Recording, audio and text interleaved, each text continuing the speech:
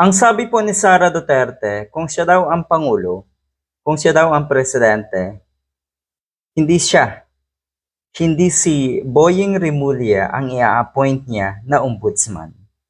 Abay, natural. Natural, di ba? Ano ba? Sino ba pinaglololoko mo, Sara Duterte? Alam nga naman kasing i-appoint mo yung kalaban mo. Kayo lang naman, kayo lang ang mga taong ang daming kalaban, ang daming itinuturing na kaaway.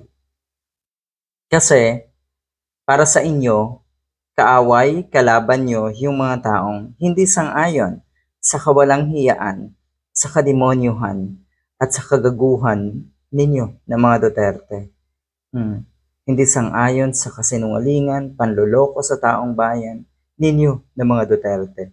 At lalong hindi sang-ayon sa mga kadramahan ninyo na mga Duterte. Kalaban at kaaway ang tingin nyo. Hindi kayo nata-challenge sa ganun sitwasyon.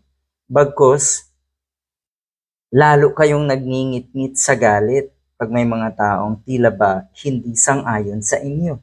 Gawin nyo sanang challenge, para ma-realize nyo sa sarili nyo at para malaman nyo rin kung bakit hindi sang-ayon ang karamihang Filipinos sa inyong mga Duterte.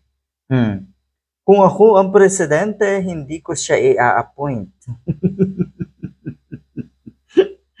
Look at it. Sisilipin daw kasi agad yung SALN ni Sara Duterte. Medyo mahinahon naman ang mga pahayag ngayon ni Sara Duterte. Halatang kabado ba? Kasi yan ang sinasabi ng mga netizens, ng mga kababayan natin.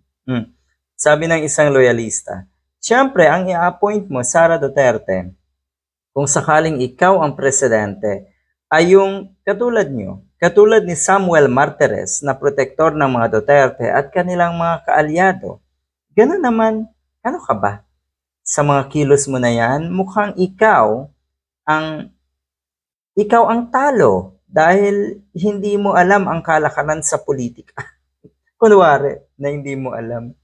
Maghintay ka daw na ikaw naman ang mag-appoint ng bagong ombudsman. Kaya lang, ito daw ay mangyayari pa sa 2032. Kung sakaling maging presidente ka sa 2028, naandyan pa rin at nakabantay sa'yo si Boying Rimulya. Kung ikaw ay manalo. Kung hindi ka manalo, iyak mga DDS.